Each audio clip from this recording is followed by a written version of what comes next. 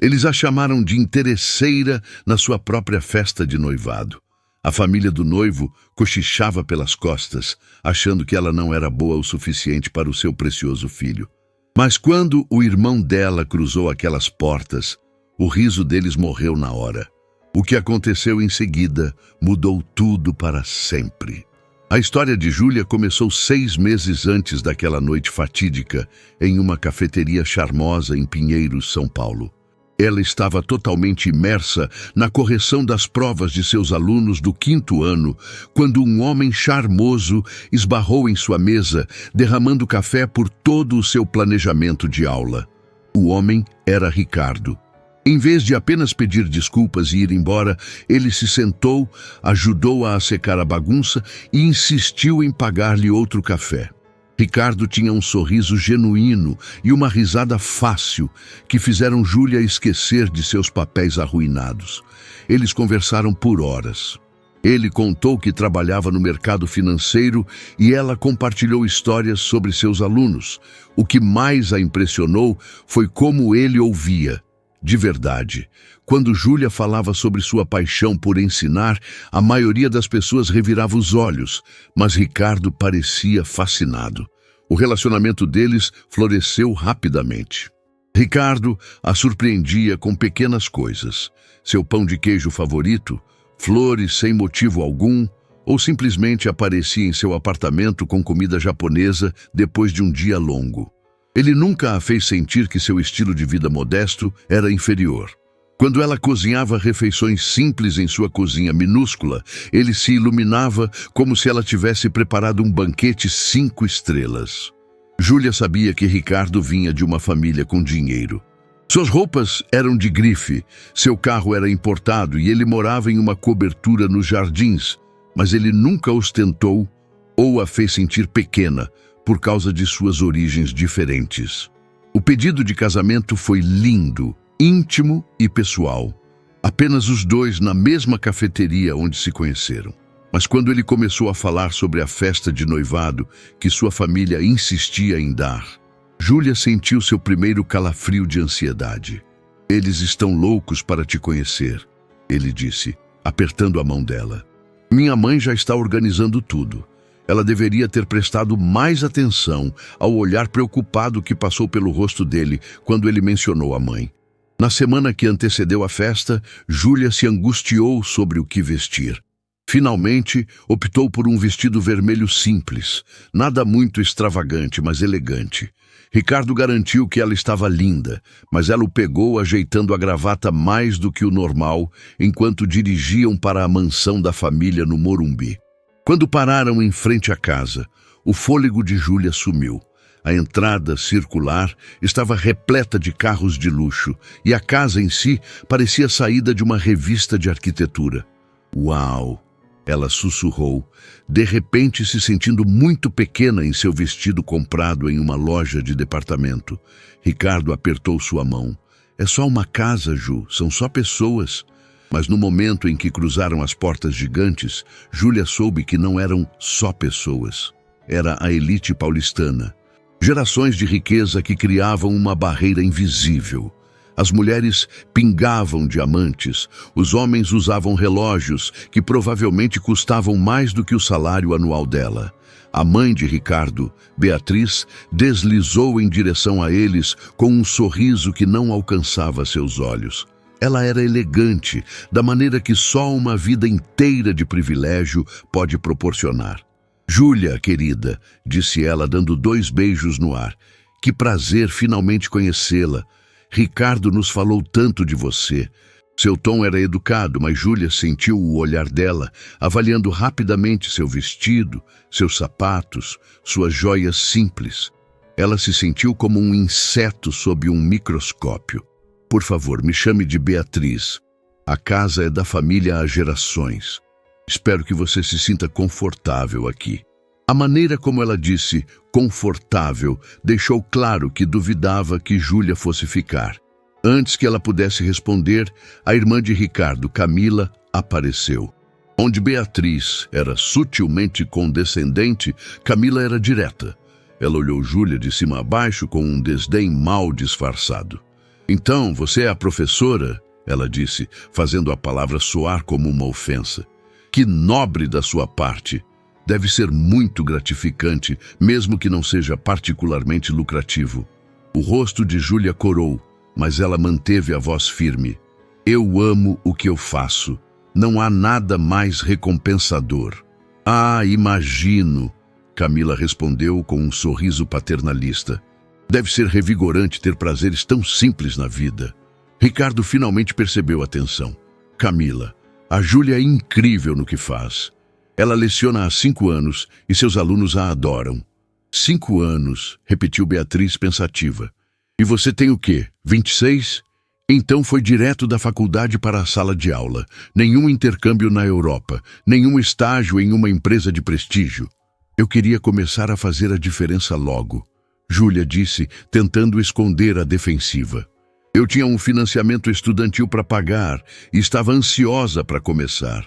A menção de financiamento estudantil causou um silêncio desconfortável. No mundo deles, a faculdade era paga por fundos de herança, não por dívidas. A noite progrediu com cada interação, parecendo um pequeno teste que Júlia estava falhando. As perguntas continuavam, cada uma projetada para destacar o abismo entre o seu mundo e o deles. Onde ela estudou? Uma universidade estadual. Onde ela morava? Um apartamento pequeno na Vila Madalena.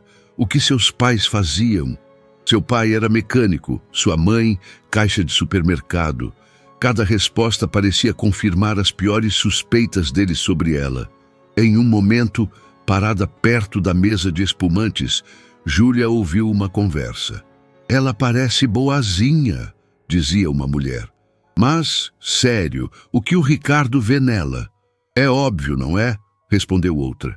Ela está atrás do dinheiro dele. Quer dizer, olhe para ela. É bonita, mas tão comum.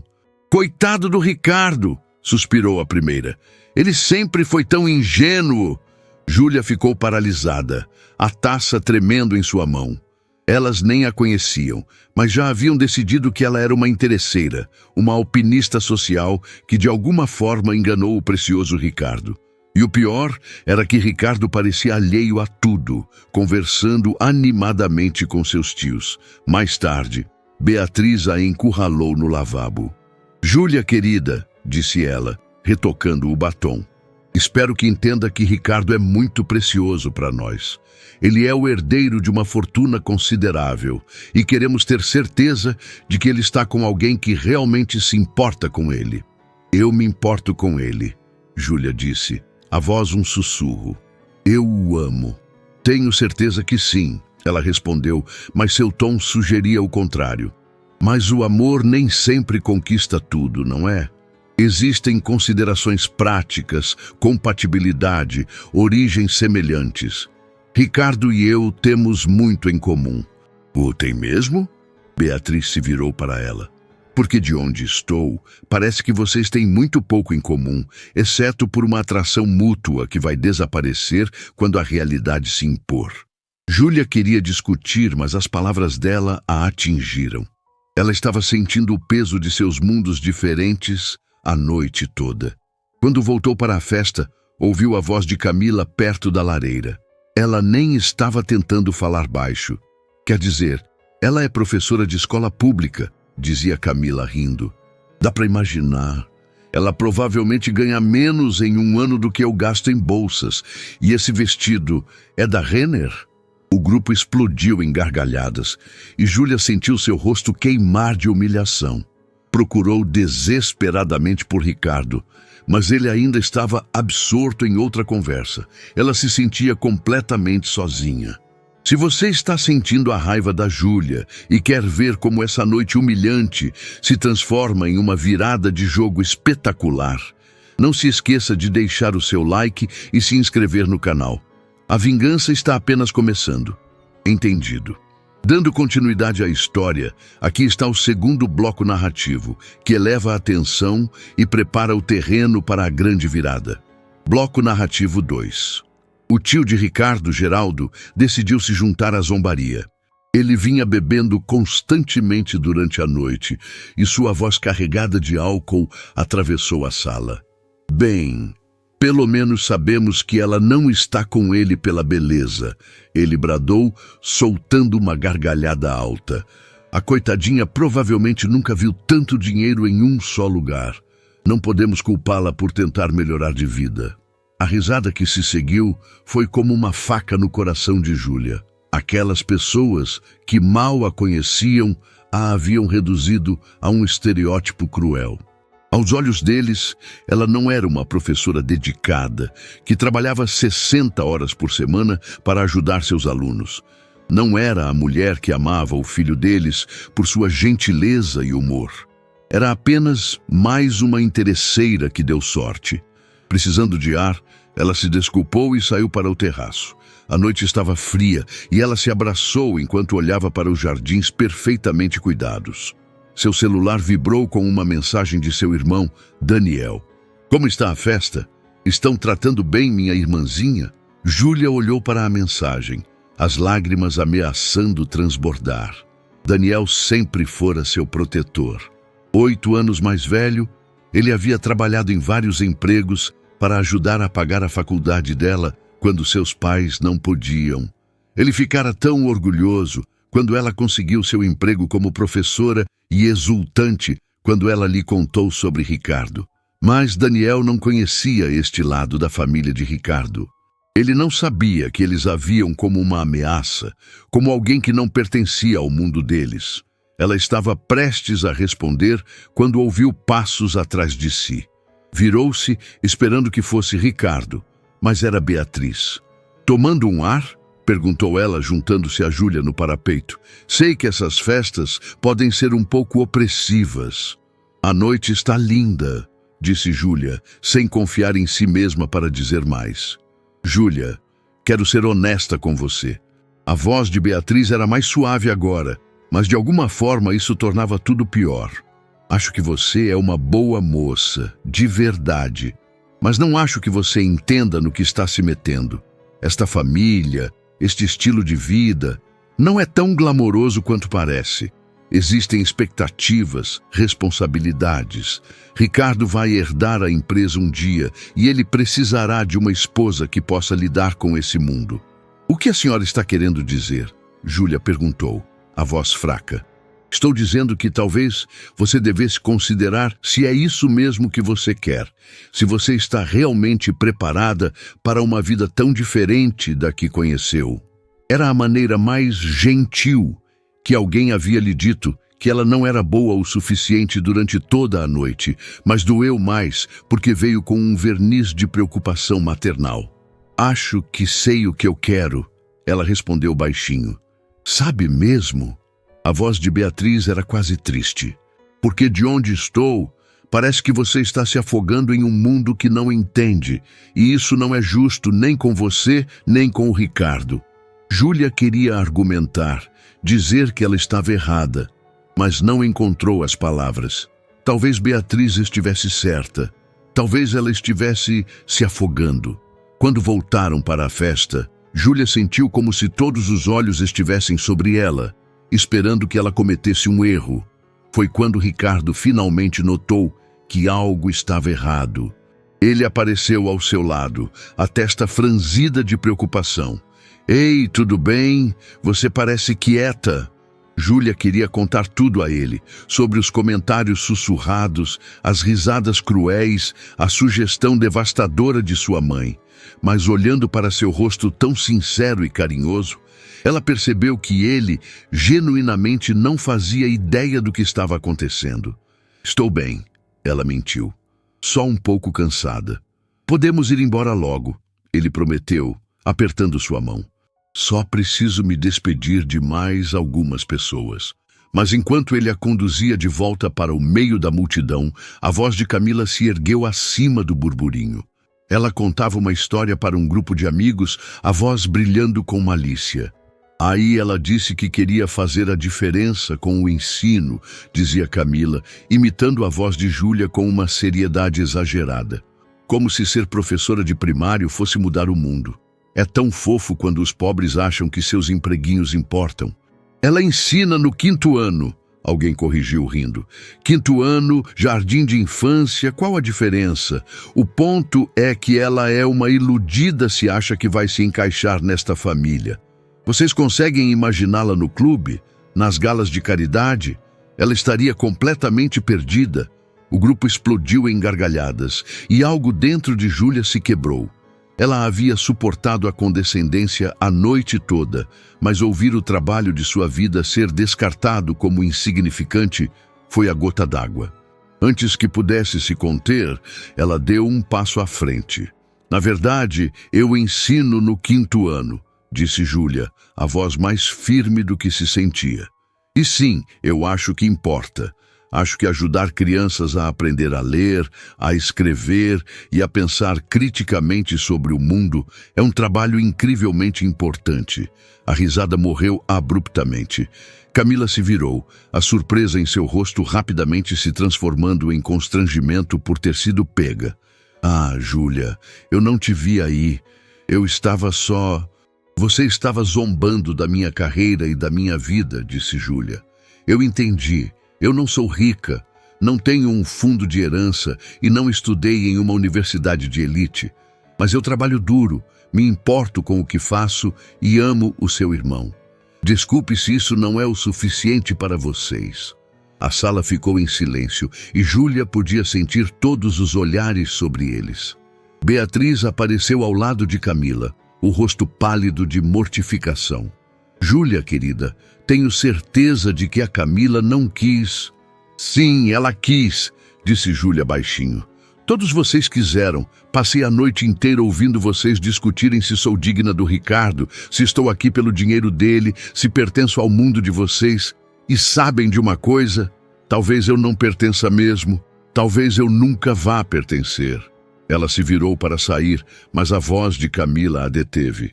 Pelo menos ela finalmente está sendo honesta, disse Camila, a voz pingando satisfação.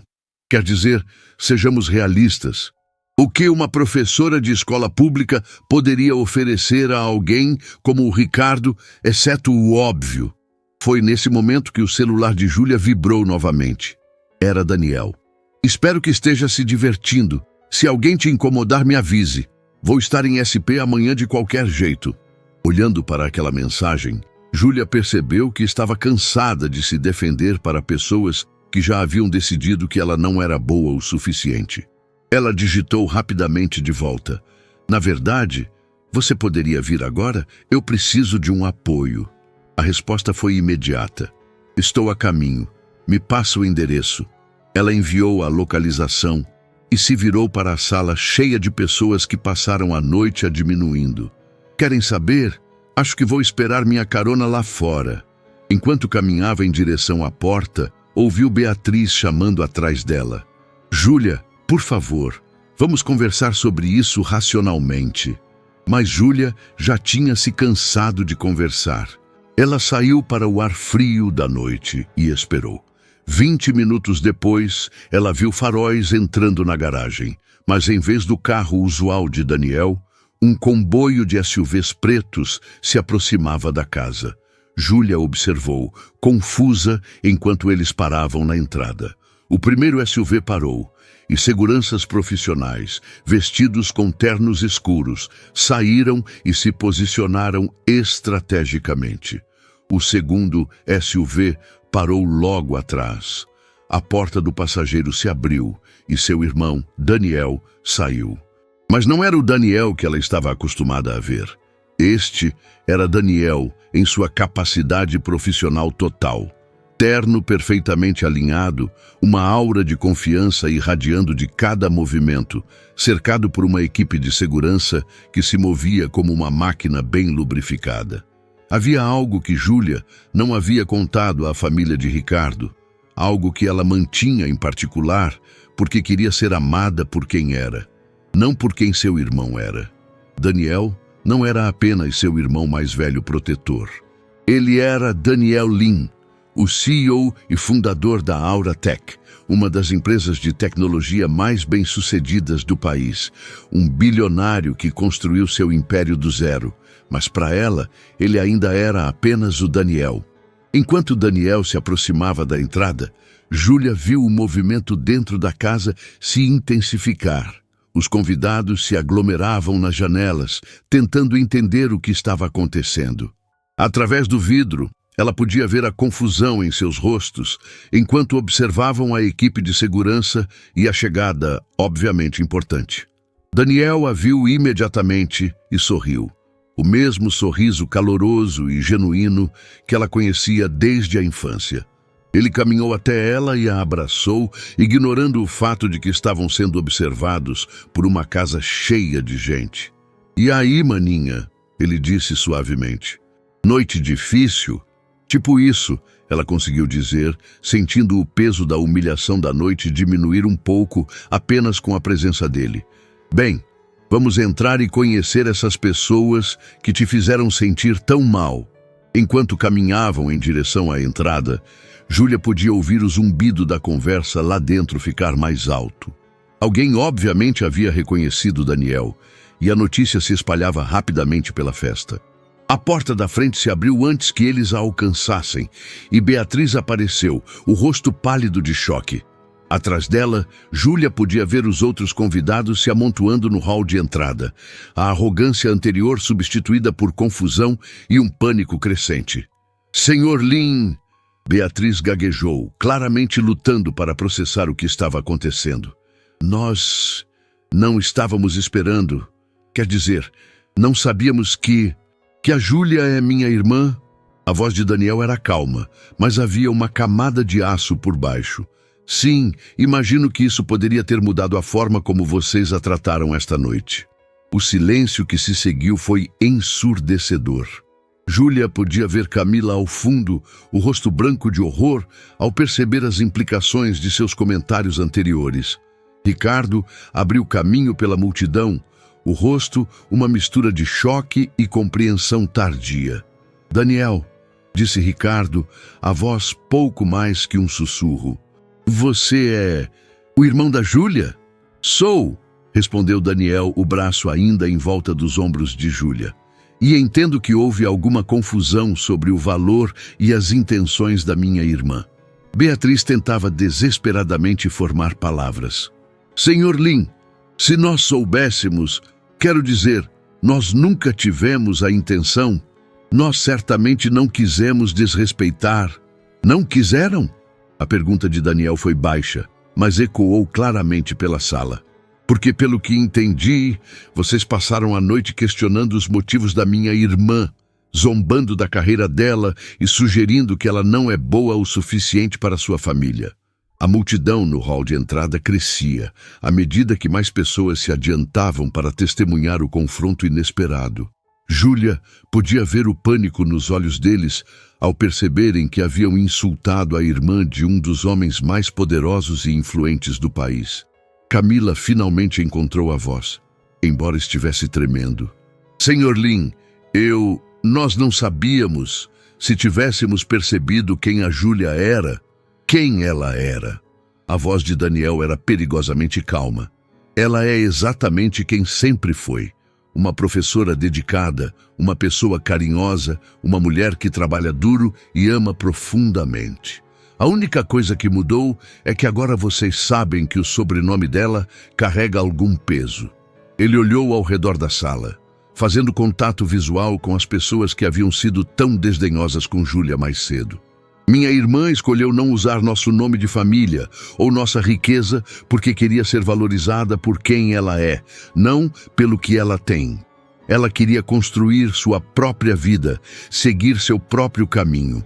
Eu respeitei essa escolha, mesmo que isso significasse ver pessoas a julgando injustamente." Ricardo deu um passo à frente, o rosto corado de vergonha.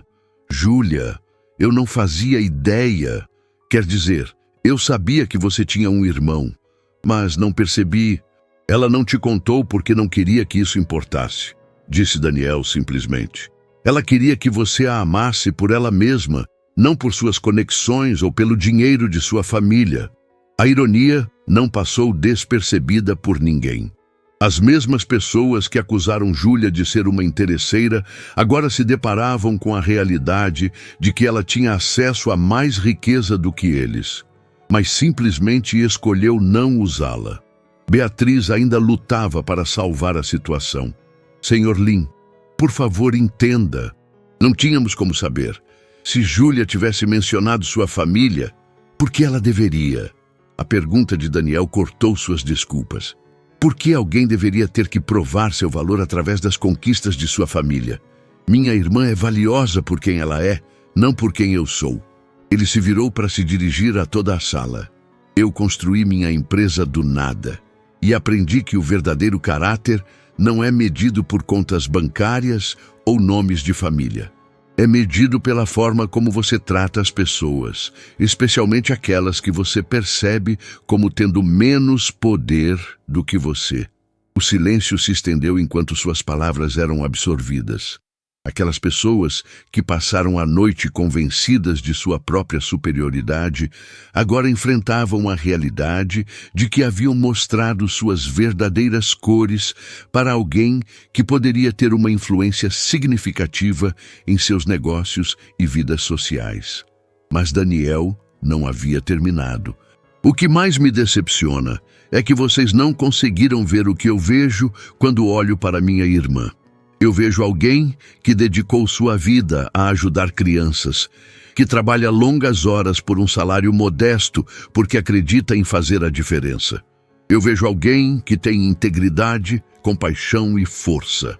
Ele olhou diretamente para Beatriz. Em vez disso, vocês viram alguém para ser descartada, alguém cujo valor era medido apenas por sua conta bancária e status social. Vocês não conseguiram enxergar além de seus próprios preconceitos para reconhecer a mulher notável que estava bem na sua frente. Camila, que fora tão cruel mais cedo, agora tremia visivelmente. Senhor Lin, eu sinto muito. Eu nunca quis. Você quis dizer exatamente o que disse, respondeu Daniel calmamente. Você quis fazer minha irmã se sentir pequena e indesejada. Você quis sugerir que ela estava aqui por dinheiro em vez de amor. Você quis zombar da carreira e das escolhas de vida dela. Ele fez uma pausa, deixando suas palavras penetrarem. A única coisa que você não quis foi ser responsabilizada por isso. Ricardo finalmente falou, a voz embargada de emoção. Júlia, eu sinto muito. Eu não fazia ideia de que eles estavam te tratando assim. Eu deveria ter percebido. Deveria ter te protegido. Júlia olhou para Ricardo, o homem que ela pensava amar, e percebeu que seu pedido de desculpas, embora sincero, perdia o ponto principal. Ele estava arrependido porque descobriu que ela estava conectada ao poder e à riqueza. Mas e o arrependimento por sua família ter tratado outro ser humano com crueldade? Ricardo, disse ela baixinho, o problema não é que você não sabia sobre meu irmão. O problema é que você não me defendeu quando sua família estava me despedaçando. Você não percebeu que a mulher que você dizia amar estava sendo humilhada em sua própria casa. A verdade de suas palavras o atingiu visivelmente, e ele recuou, como se tivesse levado um tapa. Daniel apertou suavemente o ombro de Júlia. Estou orgulhoso de você, Júlia. Você lidou com isso com mais classe do que eles mereciam. Ele olhou de volta para a multidão reunida. Quero deixar algo bem claro. Minha irmã não precisa do meu dinheiro ou da minha influência para ser digna de respeito. Ela é digna de respeito porque é uma boa pessoa, que torna o mundo melhor através de seu trabalho e de seu caráter. Beatriz fez uma última e desesperada tentativa de controle de danos. Senhor Lin, por favor, saiba que temos o maior respeito por sua irmã. Talvez possamos recomeçar, jantar, nos conhecer adequadamente. Acho que não, disse Daniel firmemente. Vocês já mostraram quem são. Minha irmã merece mais do que pessoas que só a valorizam quando acham que ela pode ser útil para eles. Ele se virou para Júlia.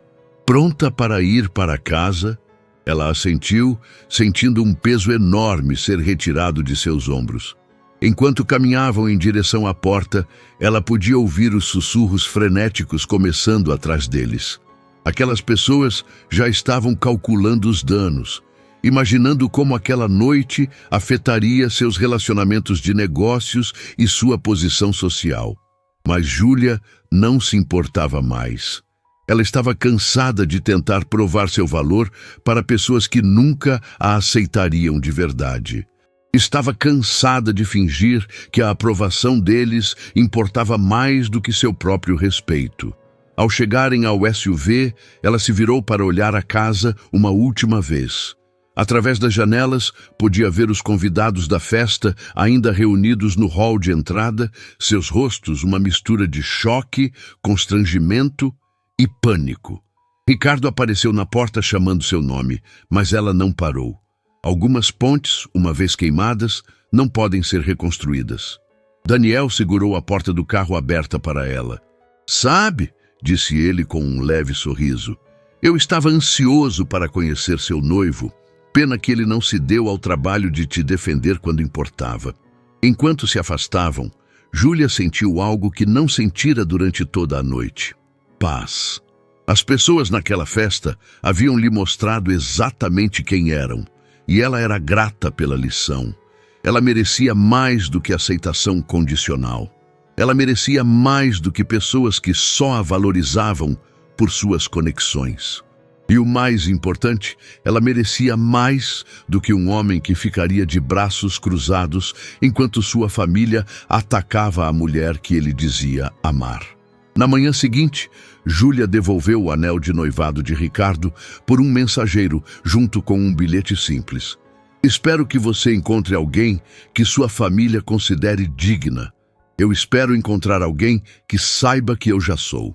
3 meses depois, ela conheceu alguém novo. Marcos era um colega professor que apreciava sua paixão pela educação e via seu valor sem precisar saber o nome de seu irmão.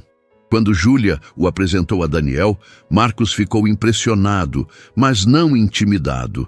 Ele respeitava a escolha dela de construir sua própria vida, ao mesmo tempo em que honrava suas conexões familiares. Essa era a diferença entre o respeito genuíno e a aceitação condicional. O amor verdadeiro não precisa de um extrato bancário para provar sua validade. E foi assim que uma noite mudou tudo. Às vezes, as pessoas que nos subestimam têm o maior choque de suas vidas. A história de Júlia se tornou um lembrete poderoso de que o valor de uma pessoa não é determinado por sua conta bancária, seu nome de família ou a opinião dos outros. É determinado por seu caráter, suas ações e o amor que ela traz ao mundo. Ela continuou a lecionar, a inspirar seus alunos e a construir uma vida baseada em seus próprios termos, sabendo que sua maior riqueza sempre foi e sempre seria a força de seu próprio espírito. A história de Júlia é uma lição sobre dignidade e respeito próprio. Se esta história ressoou com você, clique no botão de like e compartilhe com alguém que precisa ouvir essa mensagem. Inscreva-se para mais histórias reais e inspiradoras. E lembre-se, nunca deixe ninguém fazer você se sentir menos do que você é. Seu verdadeiro valor vem de dentro.